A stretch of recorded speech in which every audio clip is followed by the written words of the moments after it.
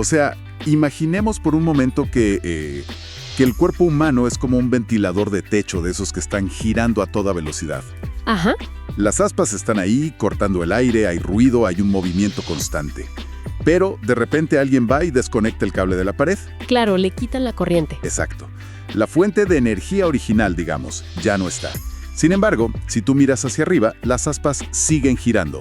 Siguen moviendo el aire, siguen haciendo este ruido, pero impulsadas únicamente por la inercia del movimiento pasado. Tarde o temprano se van a detener, o sea, eso seguro. Pero por ahora siguen girando solas. Y bueno, bienvenidos a esta inmersión profunda. Hoy vamos a explorar un antiguo manual védico que nos enseña exactamente cómo lograr ese estado. O sea, cómo desenchufar nuestras ansiedades y vivir en el mundo sin generar más enredo kármico. Y fíjate que esa inercia de la que hablas es el centro de nuestro análisis a fondo de hoy.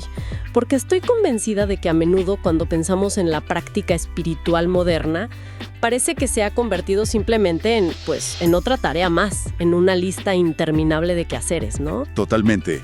Es como hacer check en una lista. Exacto. Hacemos los rituales, o sea, leemos los textos, repetimos los mantras, pero la mente está en otra parte. Está completamente atrapada en la sobrecarga de información, en los correos que no hemos respondido, en el estrés de la vida de hoy. Y ahí es donde caemos en el peligro de, digamos, la espiritualidad de rutina. Hacemos estos movimientos mecánicos en lugar de ser verdaderos practicantes conectados. Yo siempre digo que es como tener una aplicación abierta en el teléfono móvil en segundo plano. Uy, sí, gran analogía. Está ahí, ¿verdad? Consumiendo batería, ralentizando todo el sistema operativo. Pero la verdad es que nunca la miramos realmente. Y la espiritualidad no puede estar en segundo plano. Requiere la pantalla principal, o sea, toda la capacidad de procesamiento de nuestra conciencia. Sí, requiere toda nuestra atención. Y para entender cómo traer esa aplicación al frente, digamos, a la pantalla principal, hoy nos vamos a basar rigurosamente en el Canto 3, capítulo 28 del Srimad Bhagavatam. Este capítulo se titula Instrucciones de Servicio Devocional. Un texto increíble, por cierto. Sí, bellísimo. Y para estructurar toda esta charla, quiero aclarar que estamos utilizando el texto original, sus significados, las explicaciones súper detalladas del profesor Parampadam Dasa, y también nos estamos apoyando en las perspectivas de las clases de Burijanna Dasa sobre este capítulo en específico. Perfecto. Tenemos unas fuentes de primer nivel hoy. Así es. Y, para dar contexto, en este momento de la historia narrada, el señor Kapila está instruyendo directamente a su madre, a Devahuti. Le está enseñando cómo alcanzar la realización espiritual y liberarse de este enredo material.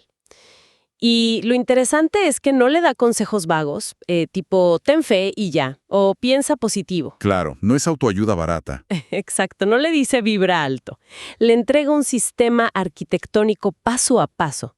Y Parampadam Dasa divide este capítulo en 3 grandes bloques para entenderlo mejor. El primero es cómo practicar el proceso y acomodar el cuerpo y la mente. Ajá. El segundo es una meditación súper detallada en la forma de Vishnu. Y el tercero ya son las experiencias de perfección del yogi que ha alcanzado la liberación. Bueno, vamos a desempacar esto. Porque la estructura que Kapila presenta empieza con algo que, la verdad, puede resultar muy contraintuitivo para las personas hoy en día que buscan iluminación rápida, ¿no? Totalmente. O sea, antes de siquiera hablar de meditación profunda o de amor espiritual, él exige ordenar la casa física y mental. De hecho, hay una cita literal de las fuentes que dice, y cito, el yogi debe despejar el paso del aire vital para que la mente pueda estabilizarse y liberarse de las perturbaciones externas. Despejar el paso. Sí, y se prescriben cosas muy, muy tangibles. Cosas como celibato, posturas físicas correctas, control de la respiración o pranayama y hasta una dieta, donde se recomienda, imagínate, dejar un cuarto del estómago vacío. O sea, no llenarse hasta el tope. Exacto. Y aquí yo tengo un cuestionamiento, o sea, un poco de resistencia inicial. A veces pensamos que la meditación es solo cerrar los ojos, poner música suave y evadirnos. Claro, relajarse y ya. Sí, pero aquí Kapila dice que primero hay que ordenar la casa, hacer dieta, sentarse bien. ¿No es un poco contraintuitivo para la mentalidad moderna que busca atajos rápidos? Digo, queremos abrir la aplicación y que funcione sola. Sí, entiendo perfecto por qué lo dices, pero ahí radica un mecanismo biológico y psicológico que es fascinante. No es simplemente una regla monástica arbitraria que alguien inventó para hacer sufrir al practicante, ¿sabes? No es castigo. Exacto, no es mortificación. Pensemos, por ejemplo, en el proceso de la digestión. El cuerpo humano requiere una enorme cantidad de energía vital, que se conoce como prana, para procesar la materia pesada. Si tienes el estómago completamente lleno, todo ese prana, toda la sangre y la energía de tu sistema nervioso, pues es empujada hacia abajo, hacia el sistema digestivo. Ah, claro. Te da lo que llamamos el mal del puerco o esa pesadez. Tal cual. Físicamente ya no te queda, digamos, ancho de banda disponible para sostener la concentración en los centros superiores de la conciencia. Al dejar ese cuarto de espacio vacío, el aire vital circula libremente. El sistema nervioso no se agota tratando de digerir. Y la mente, que básicamente cabalga sobre esa energía vital, pues se vuelve mucho más dócil. ¡Wow! O sea, es pura ingeniería humana. Literalmente. Y el control de la respiración funciona bajo esa misma lógica, ¿verdad? O sea, yo sé que cuando uno está ansioso o estás muy enojado, tu respiración se vuelve corta, se vuelve errática. Si respiras desde el pecho, rápido. Ajá. Pero al forzar una respiración lenta y rítmica, le estás enviando una señal mecánica al cerebro. Le estás diciendo que el entorno es seguro, lo que apaga esas alarmas internas y permite que tu atención, por fin, se enfoque hacia adentro. Esa es la clave, sí. Pero aquí es donde las enseñanzas de Parampadam-dasa y Burija-Nadasa hacen un puente que me parece crucial para nuestra vida actual. Porque seamos honestos, quienes practicamos el Bhakti Yoga moderno, rara vez nos vamos a ir a una cueva en los Himalayas a perfeccionar estas posturas. No. No, claro, tenemos trabajos, familias. Exacto. Entonces, ¿cómo superamos este obstáculo de la religiosidad superficial? ¿Cómo aplicamos esto hoy? Bueno, la clave está en una premisa fundamental que Paramdasa extrae de los significados. Y cito textualmente su explicación. Él dice, cada parte del sistema de yoga tiene su actividad paralela en el Bhakti Yoga. A ver, explícame eso. O sea, esto significa que no descartamos la disciplina del Ashtanga Yoga, sino que la traducimos. En el proceso milenario del yoga clásico, digamos, el éxito depende de sentarse físicamente derecho y aislarse. Ajá. Pero en el Bhakti Yoga, que se basa en el Shravanam Kirtanam, que es este proceso de escuchar y cantar los nombres y glorias divinas en sociedad, interactuando con otros, esa postura correcta del cuerpo se convierte en una postura actitudinal. O sea que la postura del cuerpo se traduce en la postura del ego. Así es. Fascinante, ¿no? La postura correcta en el Bhakti es la humildad, es la tolerancia, es evitar cometer ofensas contra otras personas. Si un practicante es arrogante o si maltrata a los demás, su mente va a estar agitada constantemente defendiendo ese ego inflado.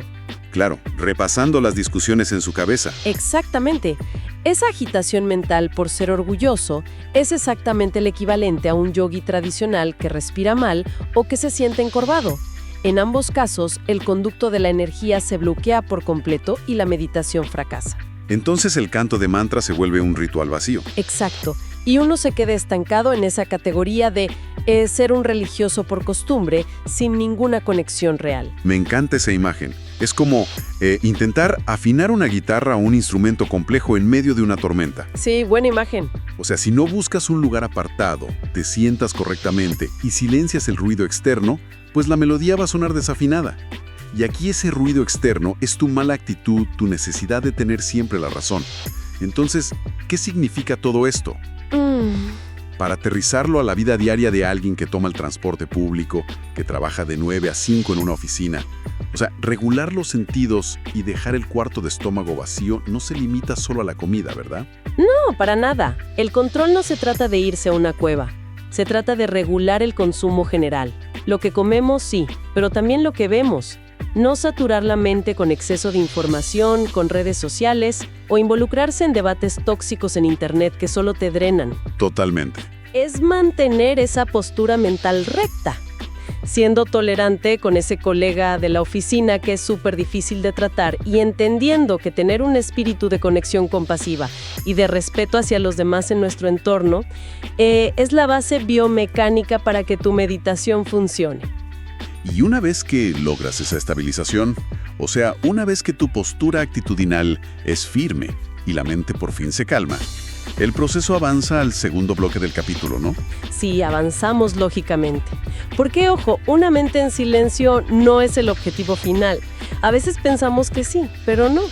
El silencio es solo el lienzo en blanco. Ajá. Y aquí es donde Kapila instruye una meditación de una especificidad que de verdad es asombrosa. Él guía la atención hacia la forma personal del señor Vishnu. Y lo hace empezando desde los pies del loto, subiendo por las pantorrillas, los muslos, el abdomen, el pecho, hasta llegar por fin al rostro y a su sonrisa. Y los detalles descriptivos del Bhagavatam en esta parte son visualmente impactantes. O sea, te exige meditar en las marcas de un rayo y una flor de loto en las plantas de los pies. Sí, súper específico.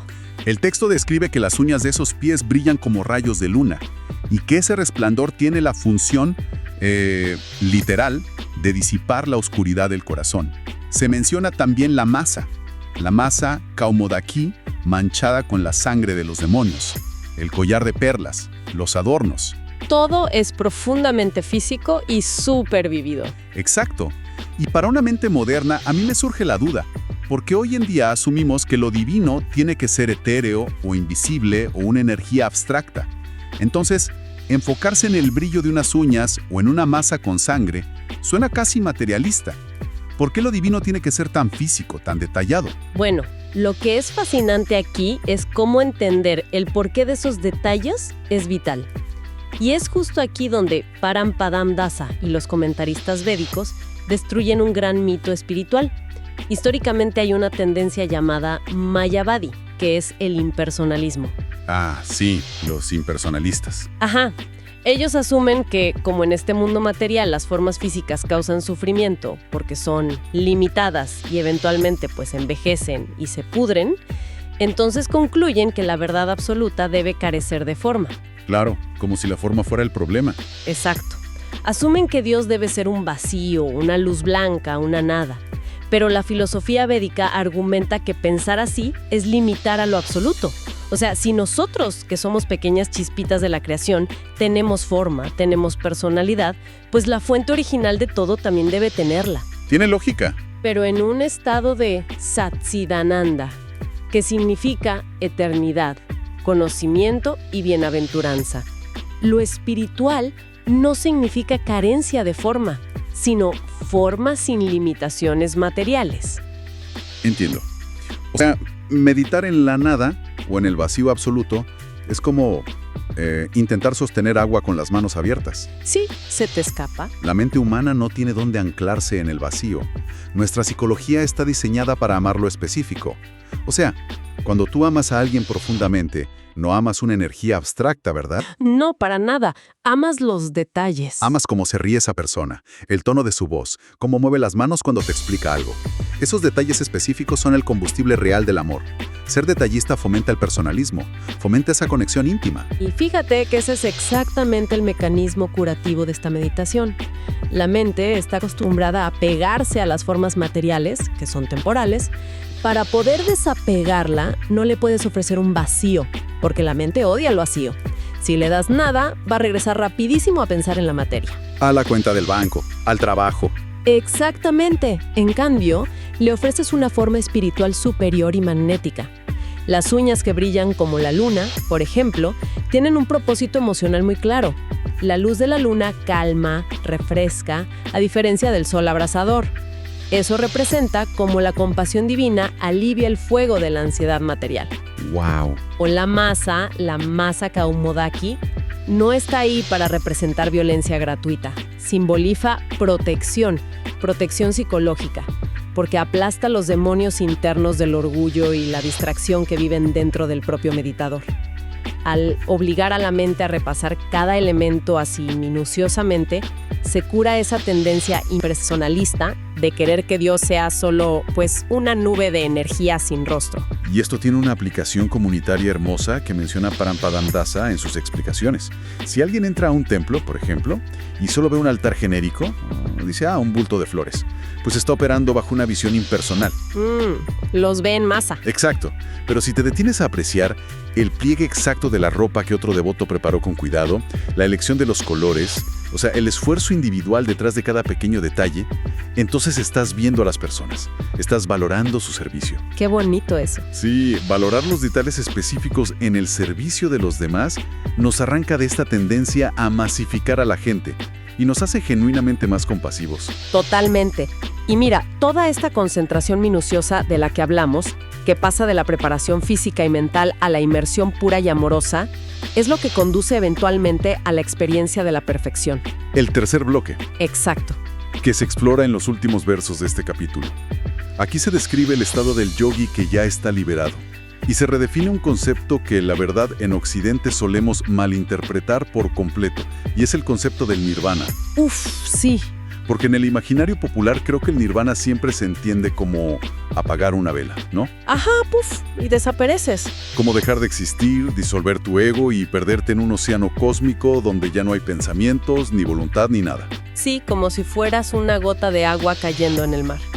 Pero el Bhagavatam define el nirvana de una manera completamente opuesta. No es la aniquilación de tu conciencia, ni la pérdida de tu individualidad. Es la alineación total de la voluntad. O sea, amoldar tu mente a los deseos del Señor. Como en el Bhagavad Gita. Exacto. El ejemplo clásico es el de Arguya. Al principio, Arguya sufre un montón porque su deseo personal y su identidad material chocan de frente con el plan divino. Su mente está separada, digamos. Dividida. Sí, pero cuando finalmente comprende la sabiduría, él no desaparece en un rayo de luz ni deja de ser Arguya. Simplemente amolda su voluntad a la voluntad suprema.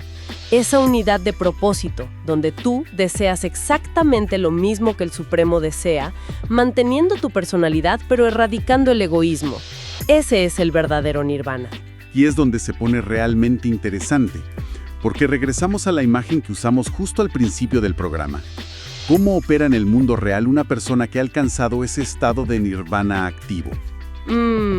Parampadam Dasa trae a colación el brillante ejemplo del ventilador andando pero desenchufado. O sea, el alma liberada ya no le inyecta su deseo, ni su ambición material, ni su energía a su cuerpo para intentar extraer felicidad de este mundo. Ya cortó la corriente, digamos, del karma futuro. Claro, ya no está generando deudas nuevas. Exacto, ya no inyecta energía para crear nuevo karma. Sin embargo, por la inercia de las acciones previas, o sea, el karma pasado que ya venía en movimiento, el cuerpo físico sigue respirando, el corazón sigue latiendo y los sentidos pues siguen interactuando con el mundo hasta que ese impulso se agota de forma natural. Y esto nos lleva a uno de los conceptos filosóficos más sofisticados de la tradición, que se conoce como Asincha Vedabhavida Tattva, que es la verdad de ser simultánea e inconcebiblemente uno y diferente. Ok, eso suena profundo. Lo es. Y el yogi liberado experimenta esto en carne propia. Entiende que, por ejemplo, el fuego produce humo y produce chispas, ¿verdad? Sí. Pero el fuego en sí no es el humo. De la misma manera, el alma está dentro del cuerpo generando esta conciencia que lo anima, pero sabe con absoluta certeza que es ajena a él, que no es el cuerpo. Como nosotros con nuestras cosas. Claro, tal como tú sabes que el dinero que tienes en el banco o tus hijos son entidades separadas de ti. Entonces el yogi observa los dolores, las enfermedades o los placeres físicos con un nivel de desapego profundo. Los ve casi como si fueran fenómenos meteorológicos pasajeros. O sea, llueve pero yo no soy la lluvia. Exactamente. Es análogo a conducir un coche moderno con un sistema de piloto automático sumamente avanzado. O sea, tú sigues sentado en el asiento del conductor. Ajá. Y el vehículo se mueve impulsado por la ruta que programaste en el pasado, que sería el karma. El coche frena, acelera, gira, recibe el impacto de los baches en la carretera. Pero la mente del conductor ya no está consumida por la ansiedad del tráfico. Porque ya soltó el control ansioso. Exacto. Tu conciencia ya llegó a su destino. Comprendes que el vehículo solo está cumpliendo un trayecto que es inevitable. y eso te permite una libertad emocional absoluta frente a la furia y el caos de la carretera. Y esa es justamente la promesa final de las enseñanzas de Kapila, que la liberación no es un estado de inactividad estéril. La única inactividad real es la de los deseos egoístas. Wow. La actividad espiritual, el servicio amoroso detallado y consciente, se vuelve un flujo constante, ininterrumpido y desbordante de alegría, porque estás libre del peso abrumador de creer que tú eres esa maquinaria biológica. Qué revelador. Y bueno, para resumir la inmensa sabiduría de esta sesión y esta reflexión práctica final, el camino del Bhakti y el yoga de Kapila nos enseñan que la verdadera espiritualidad requiere, primero, una preparación consciente, no es un atajo evasivo. Requiere regular nuestro entorno, lo que consumimos, y la higiene de nuestra actitud, silenciando la arrogancia. Fundamental. Y luego, nos pide transformar esa mente ya estabilizada, enfocándola no en un vacío, sino en la belleza detallada, amorosa y personalísima de lo divino, para finalmente alcanzar esa paz radical de saber que nuestro cuerpo es solo un vehículo en inercia, un ventilador desenchufado, mientras la mente se funde en propósito con el Supremo. Así es. Y para que toda esta arquitectura no se quede solo como un ejercicio intelectual de un rato, creo que es vital fomentar el pensamiento crítico.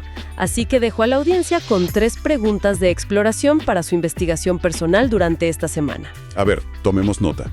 Primera, ¿en qué áreas de tu vida diaria estás actuando como un religioso por costumbre, mecánicamente, en lugar de un yogi consciente que cuida sus posturas mentales y su respeto hacia quienes le frustran?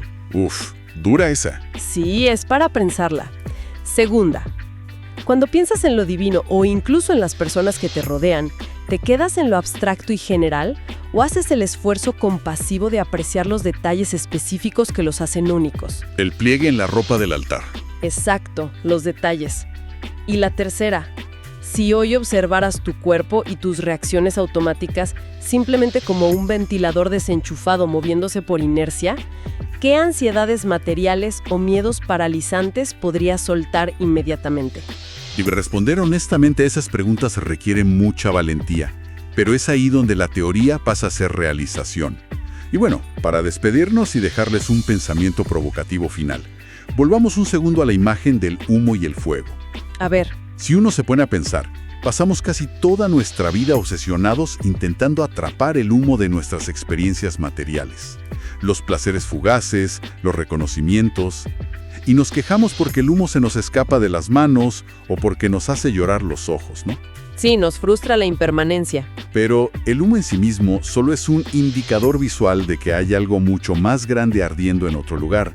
Entonces, la pregunta es, ¿qué pasaría si hoy, aunque sea por un solo minuto, dejamos de mirar el humo y buscamos el fuego original que lo está causando? ¡Qué belleza! Nos deja mucho para reflexionar. Totalmente. Un abrazo cálido para todos, los invitamos a seguir buscando este conocimiento maravilloso y recuerden que este análisis detallado está para acompañarlos e inspirarlos en el camino del Bhakti Yoga.